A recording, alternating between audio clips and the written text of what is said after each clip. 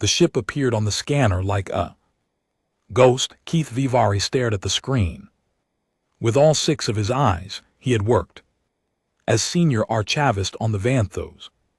Survey Vessel 9 for 20 cycles. He had seen many strange things floating in the empty spaces between stars, old satellites, broken stations, the shells of dead ships from wars long forgotten. But he had never seen anything like this. Captain, he said, his voice barely above a whisper, you need to see this. Captain Hughes walked across the bridge with slow, careful steps. He was old for a Caith, and his gray skin had grown pale with age, but his mind was still sharp. He looked at the screen and felt something cold move through his body. The ship was ugly. There was no other word for it. It had no smooth curves or elegant lines. Instead, it was built from thick metal plates that overlapped like the scales of some ancient beast. The design was rough and brutal. It looked like something that had been built not for beauty but for survival. Run a full scan, the captain ordered. Navigator Priel moved her 4 delicate hands across the control panel. She was young and nervous, fresh from the academy. This was only her 3rd mission. In deep space, she had never expected to find anything interesting on a simple charting run. The results came back quickly, and when they did, the entire bridge fell silent. This cannot be correct, Pell said. Her voice was shaking. The computer must be broken. But Keith Vivari checked the readings himself, and he knew the computer was working perfectly. The numbers were real, and they were terrifying.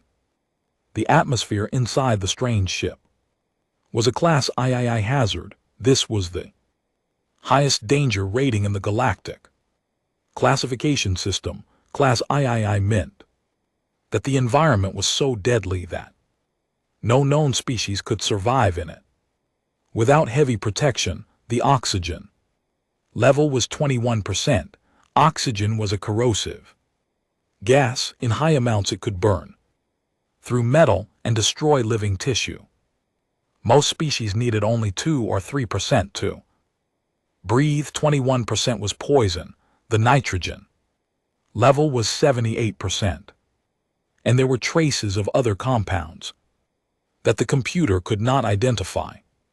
Some of them were toxic, others were simply unknown. But the worst reading was the gravity. 9.8 ms squared. Keith Vivari read aloud. His scales had turned pale with fear. That is almost 3 times our standard gravity. Captain Hughes gripped the railing to steady himself. He tried to imagine standing in such a place. His bones would snap. His organs would be crushed. He would die in seconds. No species in the galactic database can survive these conditions, the computer announced in its calm mechanical voice. This environment matches theoretical models. For a Class III world, everyone on the bridge knew what a death world was. They were planets so dangerous, so hostile to life that evolution there produced monsters, creatures that could survive fire and ice, predators that never stopped hunting, beings that ate poison and drank acid. Death worlds were rare. Most of them had no intelligent life. The few that did were classified as extreme hazards, and all contact with them was forbidden. The ship is dead, Captain Itheris said after a long pause. Whatever species built it, they are clearly gone. Nothing could survive in there for long. Should we report this to the consortium? Priel asked. The captain thought about it. Finding a Deathworld ship was a major discovery.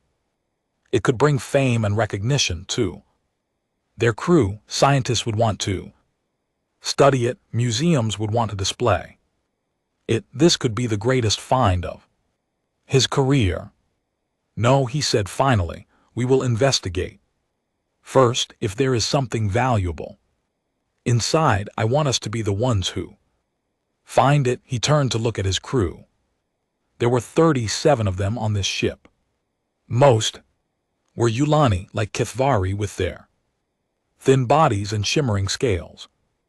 Others were Kaith like himself, tall and gray and patient. A few were from smaller species that preferred to stay in the background. I need a boarding party, the captain announced. 5 volunteers, full hazard suits. We go in, we document everything, and we get out. No unnecessary risks. Kithvari raised his hand. He was scared, but he was also curious. That was the curse of being an archavist.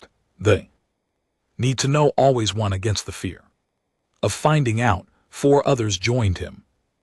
Dr. Shevel, the xenobiologist, wanted to study any organic remains. Chief Engineer Morvan hoped to examine the ship's technology. 2 security officers, Toll and Bryn, would provide protection in case of unexpected dangers.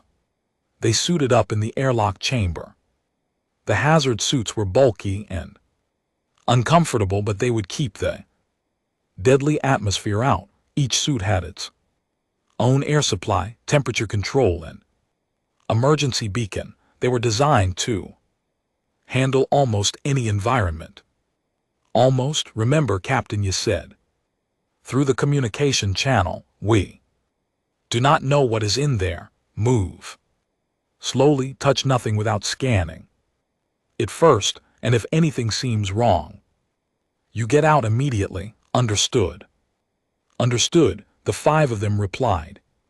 Together, the airlock opened with a hiss. A metal bridge extended across the gap between the 2 ships. On the other side, the strange vessel waited like a sleeping beast. Kithvari was the first to step onto the bridge. The metal groaned under his feet. It was old and worn, covered in scratches and dents. This ship had seen many battles. It had traveled far and suffered much. He reached the other airlock and pressed the control panel. Nothing happened.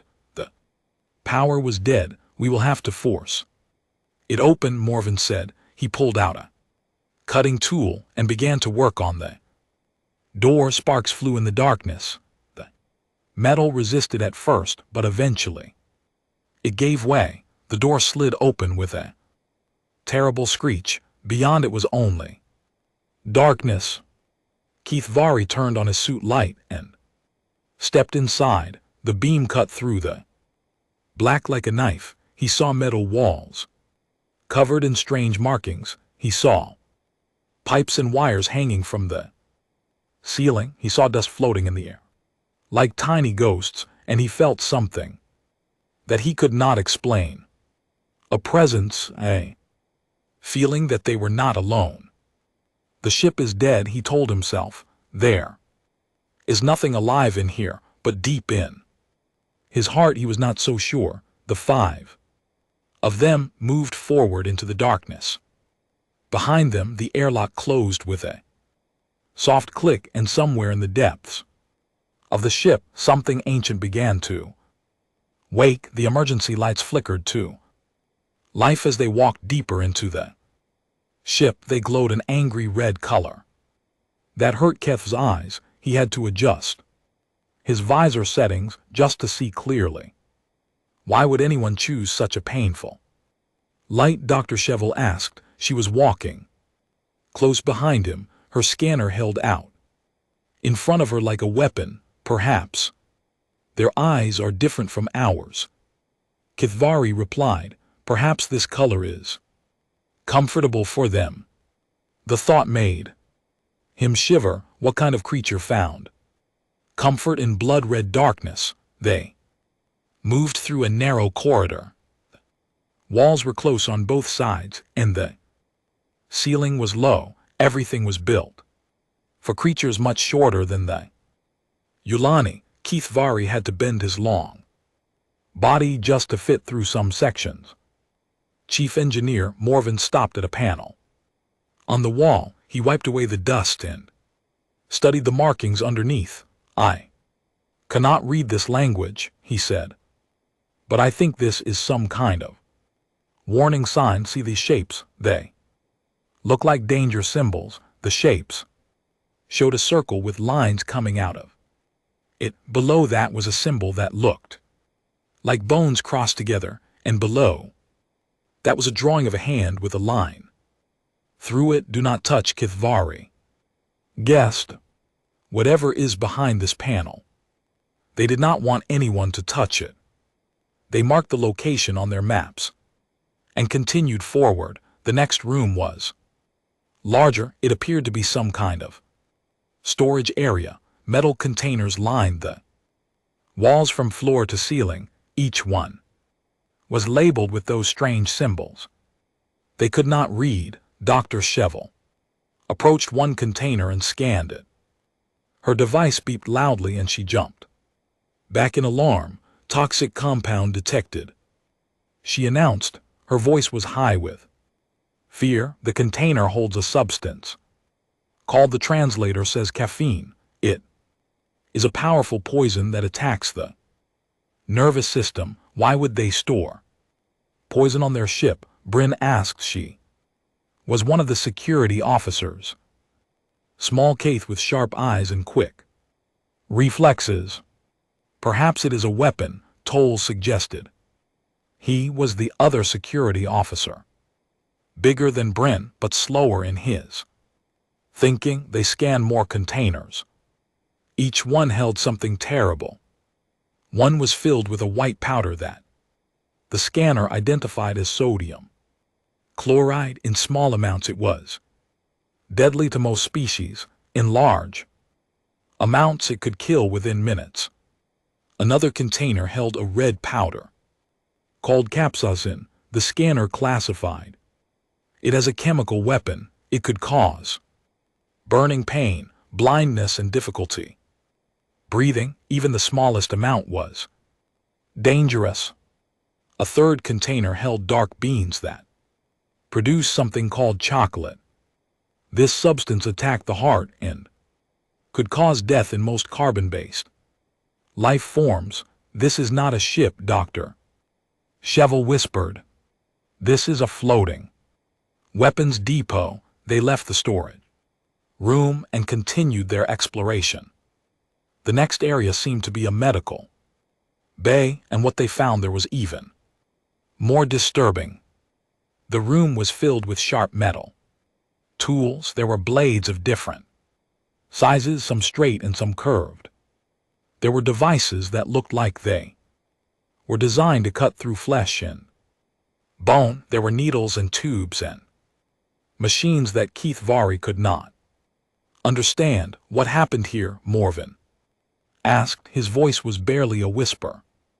Dr. Shev picked up one of the tools and examined it. I believe this is surgical equipment. Surgical? Keith repeated. You mean they use these to heal their wounded?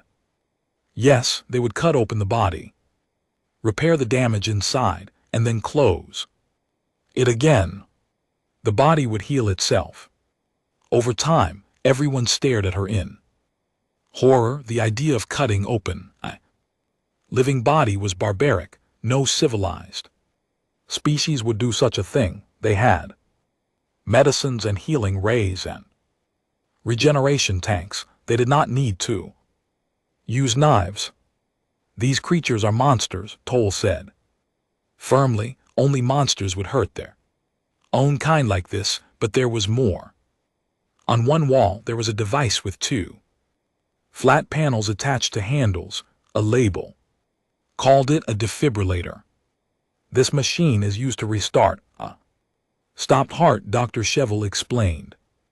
After scanning it, they apply electrical shocks to the chest until the heart begins beating again. They bring the dead back to life, Bryn asked. Not the Dead those who are dying, they refuse to let death take them. They fight it. With electricity and violence, the room fell silent. Everyone was thinking the same thing. What kind of species would go to such lengths to survive? What kind of will did they possess? They moved on to the crew quarters. These were small rooms with simple beds attached to the walls. The beds were thick and sturdy, built to support heavy bodies in crushing gravity. Personal items remained on shelves and tables untouched. By time, Kithvari found a small frame on one bed. Inside it was an image, flat and colorful. It showed a landscape unlike anything he had ever seen. The sky was bright blue, not the soft purple of his home world. White clouds floated in the air. Below them was a vast body of water, deep and blue and endless. Mountains rose in the distance, their peaks covered in white ice, and standing on one of those mountains was a creature. It stood on two legs. Its body was covered in thick artificial skin to protect it from the cold. Its face was bare, showing pale flesh and two forward-facing eyes, and it was smiling at the frozen death around it, smiling at the endless drop below, smiling as if standing on the edge of doom. Was the most natural thing in the world. What are you? Kithvari whispered to the image. More images were found throughout the quarters. They showed these creatures in many places. Some showed them swimming in deep water, filled with dangerous animals. Others showed them climbing tall structures made of rock and metal. Some showed them running through forests or crossing vast deserts or standing in the middle of storms. In every image they were smiling. They do not fear death, Dr. Cheval said softly. They seek it. They challenge it. They laugh at it. A sudden sound made everyone freeze. It came from deep within the ship, a low humming noise like a machine waking from sleep. Then a series of clicks, then silence. What was that? Bryn asked, raising her weapon. Before anyone could answer, the lights changed. The angry red color faded to a softer white, and a voice echoed through the corridors. It spoke in a language they could not understand. The words were fast and strange, full of sounds that their translation devices struggled to process, but slowly, word by word, the meaning became clear. Cryogenic revival. Sequence initiated. Crew awakening in progress. All personnel report to stations. Kithvari felt his blood turn cold. Ship is not dead, he said, and neither is the crew. Morven added, somewhere the darkness ahead, metal doors were opening. Frozen bodies were warming. Eyes that had been closed for 18 cycles were beginning to open. The monsters were waking up, and the boarding party was trapped inside with them. Chief Engineer Morven was the first to see one. He had separated from the group to examine a power junction. The humming sound was coming from that direction, and he wanted to understand what was happening. His curiosity was stronger than his fear. This would prove to be a mistake. The corridor was dark. His suit light created a small circle of brightness in the endless black. Pipes ran along the ceiling, dripping with condensation. The floor was covered in frost that crunched under his feet. Then he heard breathing. It was slow and heavy, like a large animal waking from a deep sleep. Morven stopped walking. He held his breath and listened. The sound was coming from a door marked CRO Bay 7. The door was open. Morven raised his light and pointed it at the opening. For a moment he saw nothing, just darkness and fog rolling out like smoke. Then a shape appeared in the mist. It was tall, taller than him, and he was considered large for Kaith. It moved on two legs, with a strange balanced walk. Each step was confident and sure, even in the terrible gravity that should have crushed it. The creature stepped into the light. Morven saw a face. It was flat and strange, with smooth skin, the color of dark earth. Two eyes looked at him from beneath a heavy brow. They were forward-facing like a predator's eyes. They were focused and sharp and missed nothing. A mouth opened below those eyes. White teeth appeared in neat rows. The creature spoke. The sounds were rough and fast, full of hard edges that hurt Morven's ears. His translator struggled to keep up. Words formed slowly, one at a time, like drops of water falling into a pool. Identify yourselves. Why have you boarded this vessel? Morven tried to answer, but his voice would not work. Fear had frozen his tongue. He could only stare at the impossible thing before him. More sounds came from behind the creature. More footsteps, more breathing. Others were waking up. Morven turned and ran. He crashed through the corridors, bouncing off walls and knocking over equipment. His breathing was loud in his helmet. His hearts were beating so fast he thought they might burst. Contact, he screamed into his communicator. We have contact. They are alive. The crew is alive. He found the others in the medical bay. They had heard the announcement too. They had started moving back toward the airlock, but they were not fast enough. The creature appeared at the end of the corridor behind them, and now it was not alone. There were 12 of them in total. 12 nightmares standing in a row. They wore matching uniforms of blue and gray. Their faces showed confusion and concern, but no fear. Never any fear. One of them stepped forward. This one was different from the first. Smaller, with darker skin and hair that curled tightly against her head, but her eyes held the same dangerous intelligence, the same ancient calm. She raised her hand slowly, showing empty palms. We mean you no harm, she said. Translator was working better now. Her words came through clearly. I am Commander Aisha Ayanquo of the United Nations ship Perseverance. Who are you? And why are you on my ship? Keith Vari was the one who found his voice first. He always had been the bravest of the group, though he never felt brave on the inside. We are from the Vinthos survey vessel, he said. His voice was shaking, but he forced the words out. We found your ship drifting in space. We thought you were dead. The commander's expression changed. Something soft entered her eyes. Something that looked almost like gratitude. How long, she asked, how long have we been drifting?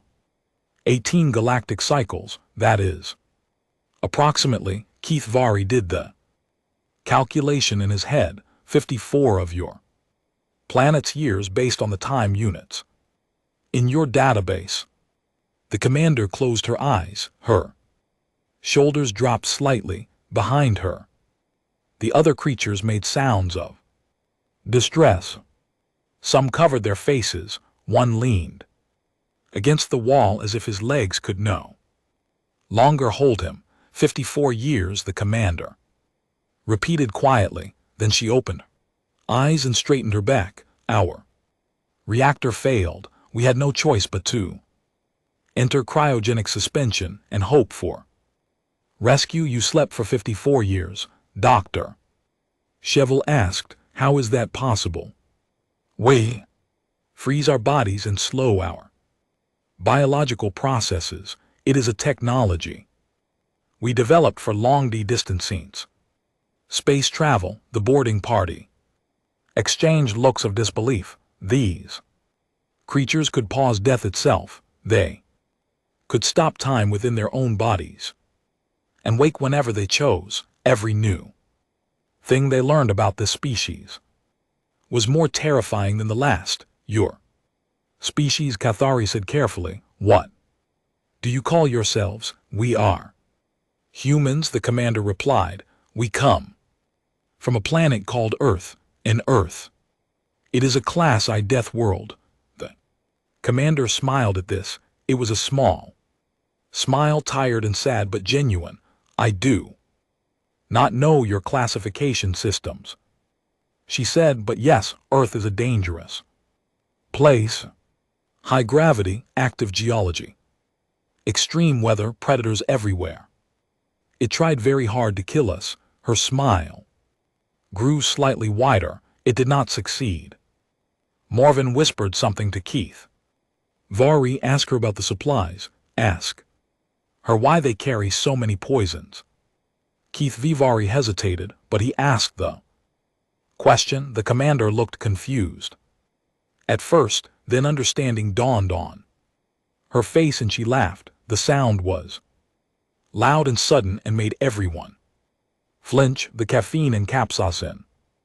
Those are not weapons, they are food.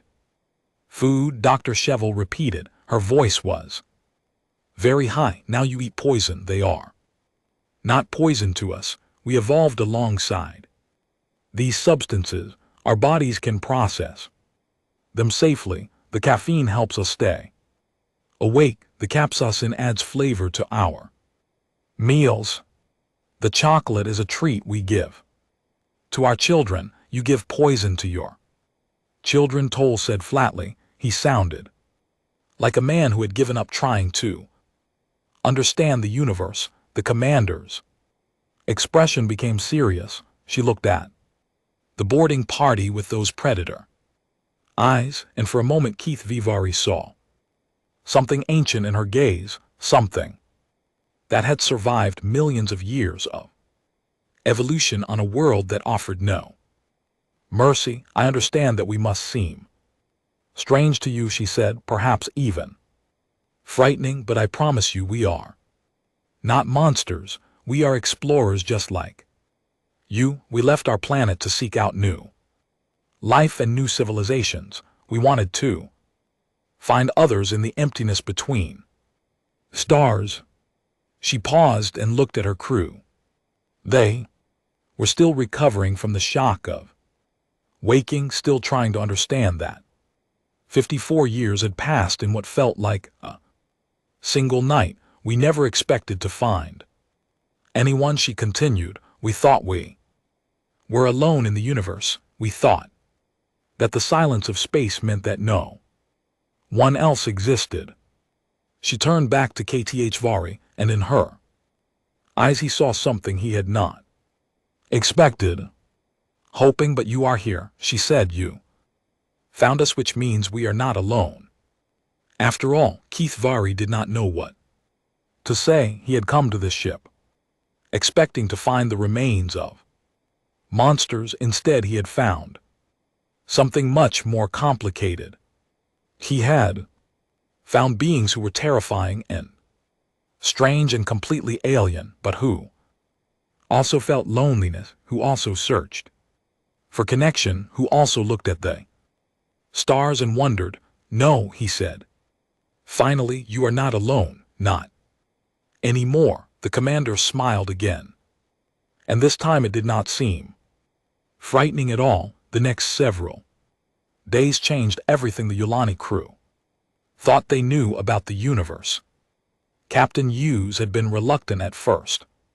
When Kithvari reported that the Deathworld species was alive and awake, the captain's first instinct was to retreat. He wanted to leave the humans behind and report them to the consortium as a potential threat, but Commander Ayanquo had sent a message. She had asked politely and clearly if they could talk.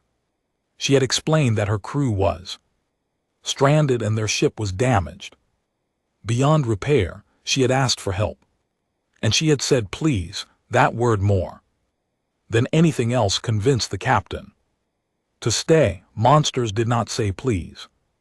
Monsters did not ask, they took. He agreed to a meeting. The commander would come aboard the Yulani ship alone, without weapons, as a sign of trust. It was a risk for her. The atmosphere on their ship would be toxic to her lungs. The gravity would feel like floating in water. Everything would be wrong. She came anyway. When the airlock opened and Aisha Anquo stepped through, everyone on the bridge stopped moving. She was wearing a breathing mask connected to a small tank on her back. Her steps were careful and controlled, adjusting to the lighter gravity, but she walked with her head held high and her shoulders straight. Thank you for seeing me, she said. Her voice was slightly muffled by the mask. I know we must be frightening to you. Captain Yara studied her for a long moment. She was smaller than he had expected, shorter than most of his crew. Her body looked soft and fragile, without scales or shells or armor of any kind, but her eyes told a different story. They were calm and steady. They had seen things. They had survived things. You are not what I expected, the captain admitted.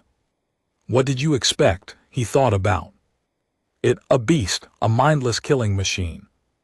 Something that would attack without reason. The commander nodded slowly. I understand. Our appearance in our environment must seem very aggressive to you, but I promise you we are not mindless. We think, we feel, we love and grieve and dream just like any other species. Dr. Cheval had been working day and night to learn everything she could about the humans. She had accessed their database, a vast collection of information they called Wikipedia. What she found there kept her awake with equal parts terror and amazement. Captain, she said during one briefing, I do not know how to describe what I have learned. These humans, they are impossible. She showed him the records. The humans had evolved on a planet with constant danger, earthquakes that shook the ground, volcanoes that buried cities, fire, ice ages that covered continents in frozen death. They had survived all of it. They had lived alongside predators that could kill them in seconds, great cats with claws like knives, bears that stood taller than houses, sharks that ruled the oceans. But the humans had not run. They had not hidden. They had learned to fight back. They domesticated wolves, Dr. Cheval said with wonder in her voice, one of the most dangerous predators on their planet, and they turned them into companions. They call them dogs now. They keep them as pets. They love them. But the most disturbing records were they ones about what humans did to each other. They had fought wars, thousands of wars over millions of years. They had created weapons that could destroy entire cities in a single flash of light. They had built bombs that could poison the land for generations. They had nearly destroyed themselves many times, and yet they survived, Dr. Cheval said. Every time they came close to extinction, they found a way to continue. They rebuilt. They adapted. They kept going. She showed the captain images from human history, cities rising from ashes, gardens growing in deserts, people holding hands across lines that had once divided them. They are the most violent species I have ever studied, Dr. Cheval concluded, but they are also the most resilient, the most stubborn, the most unwilling to accept defeat. Over the following days, the two crews began to interact. It was awkward at first. Humans had to wear breathing masks at all times. The Yulani had to be careful. not to move too quickly as their sudden movements frightened the humans' ancient prey instincts. But slowly, carefully, they began to know each other. Cathari spent many hours talking with a human named Marcus. He was a young man with pale skin and hair the color of sand. He laughed easily and asked many questions about Yulani culture. Your scales are beautiful, Marcus said one day. They shimmer like rainbows. Cathari felt embarrassed. They are just scales. Nothing special. Everything is special when you have never seen it before. Humans shared their food with the crew. Of course, the Yulani could not eat most of it. The toxins would have killed them, but they could watch, and the humans explained each dish with obvious pleasure. This is curry, Commander, Yano said, holding up a bowl of bright orange liquid. It contains capsaicin and many other spices. It is one of my favorites. Does it not cause pain? Cathari asked. Oh yes, it burns like fire. That is why we love it. Yulani could not understand. Pain was something to avoid. Suffering was something to prevent. Why would anyone seek it out? But as they watched the humans eat, they began to see something else. The humans were not seeking pain. They were proving that pain could not defeat them. Every bite was a small victory. Every burn was a reminder that they were alive. One evening, Navigator Pell made a mistake. She had been reaching for a tool and accidentally knocked a heavy container off a shelf. It fell and struck one of the humans on the arm. The man cried out and grabbed his arm. Blood appeared between his fingers. Red blood. Bright and strange. Priel was horrified. I am so sorry. I did not mean to hurt you. Please let me help. But the man just smiled. It is okay, he said. It is just a cut. It will heal. He went to the medical bay and wrapped the wound in white cloth. When he came back, he was already laughing about it, joking with his crew mates about his clumsiness. The cut healed in 3 days. The skin closed on its own. New tissue grew to replace what was lost, and soon there was only a small line to show that the wound had ever existed. Your bodies heal themselves, Cathari said with amazement. Without machines, without medicine, just time. We are harder to kill than we look, the man replied. Captain Yaris made his decision on the 7th day. He called Commander Ayanquo to the bridge for a formal meeting. She came in her breathing mask, moving carefully through the unfamiliar space. She stopped before his command chair and waited. I have been thinking about what to do with you, the captain said. My first thought was to report you as a threat. Your species is dangerous. Your world is a nightmare. By all logic, you should be classified and contained. The commander's expression did not change. She stood straight and tall, ready to accept whatever judgment he gave. But the captain continued, I have watched you. I have watched your crew. And I have realized something important. He stood up from his chair and walked toward her.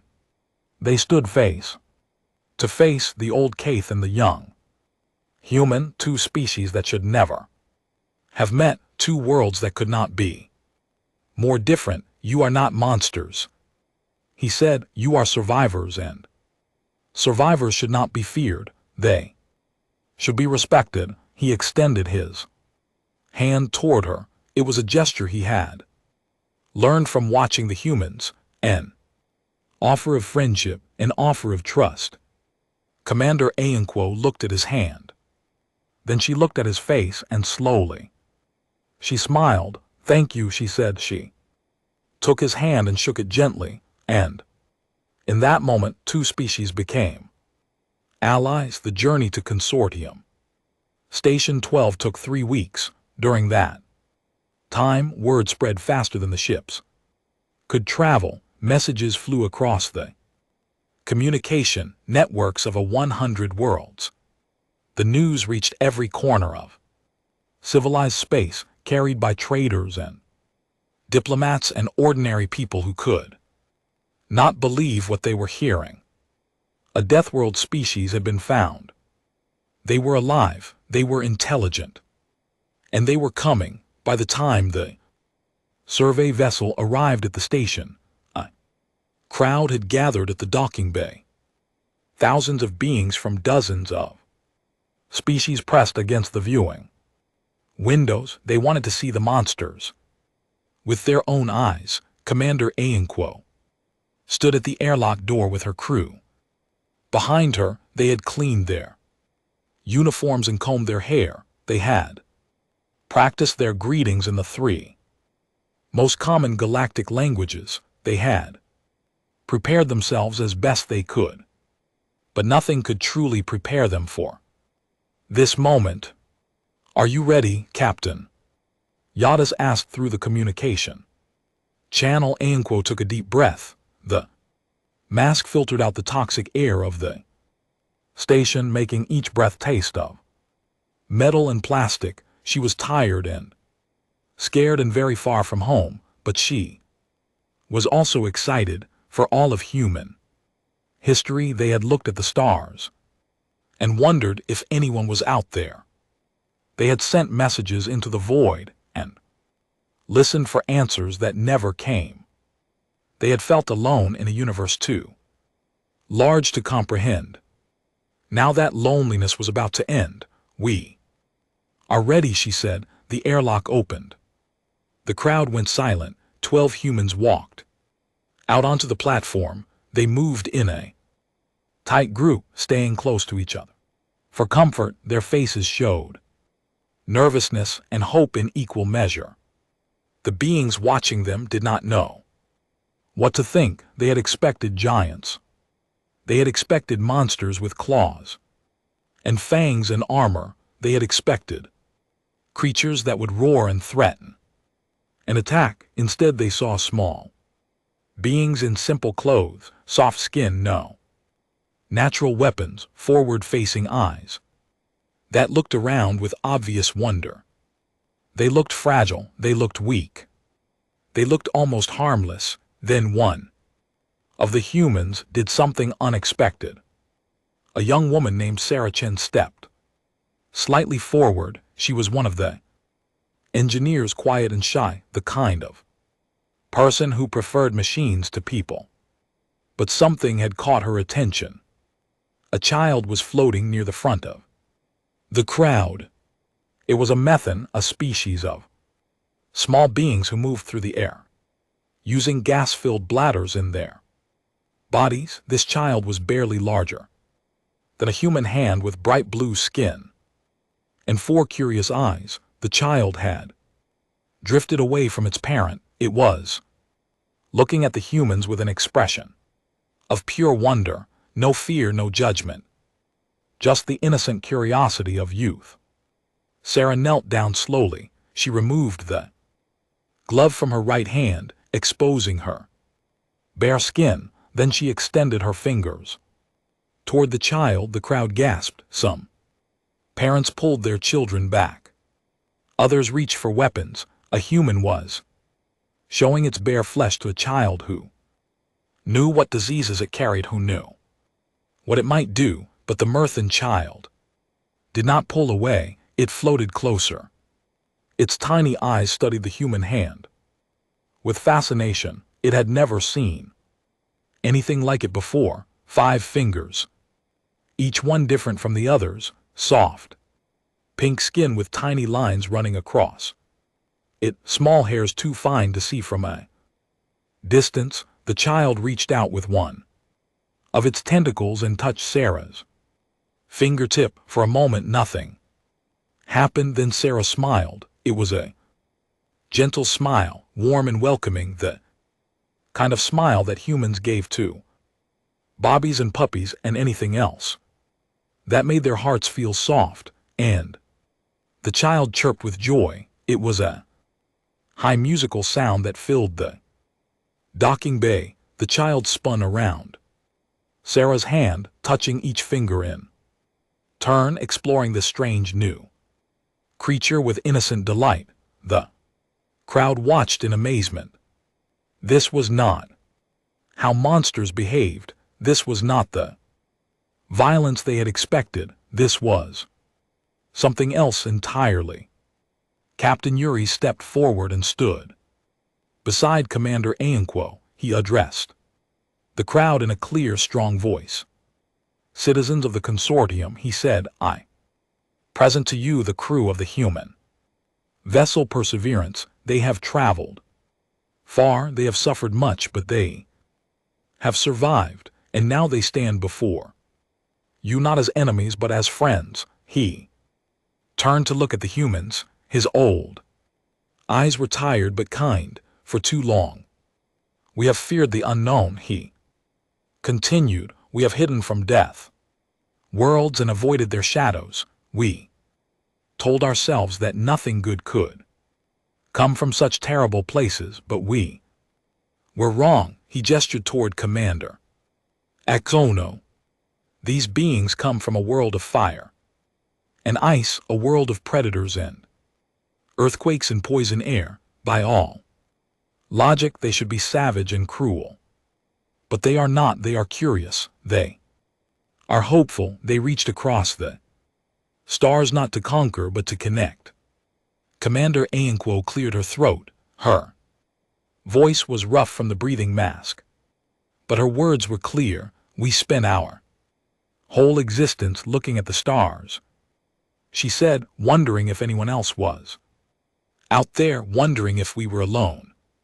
She looked around at the crowd, at the 1,000 different faces and body shapes and colors, at the incredible variety of life that had evolved across the galaxy. We never found any sign of you, she continued. We searched for centuries and found only silence. We began to believe that we were the only ones, that the universe was vast and empty and cold. Her voice cracked slightly. The emotions were too strong to contain. But you were here all along. You were waiting for us. And now, she paused to steady herself. Now we are not alone anymore. A murmur ran through the crowd. It was a sound of understanding, of sympathy.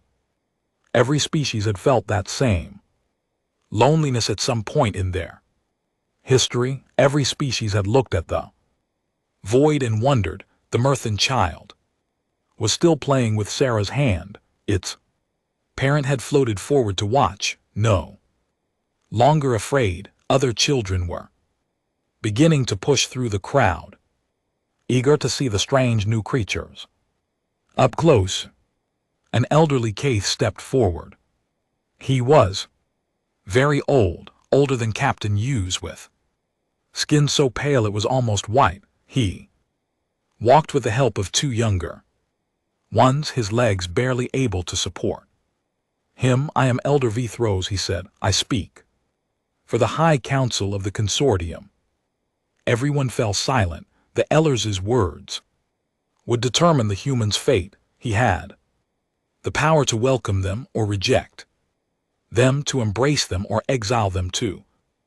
The darkness between stars. He studied the humans for a long moment. His ancient eyes moved slowly, taking in every detail, the patched uniforms, the worn faces, the hope and fear that mixed together in their expressions. You have survived a death world, he said. Finally, you have crossed the void in a ship that should not have lasted a single cycle. You have slept for 50 years and woken to find yourselves in an alien place, surrounded by beings you cannot understand. He paused, and yet here you stand, unbroken, unbowed, ready to face whatever comes next. A small smile crossed his wrinkled face. Consortium has existed for 10,000 years, he said. We have welcomed many Species into our family, but none have come from so far, none have sacrificed so much, none have endured what you have endured. He raised his hand in a gesture of welcome, humans of Earth. The consortium opens its doors to you. Your journey has been long and hard, but it is over now.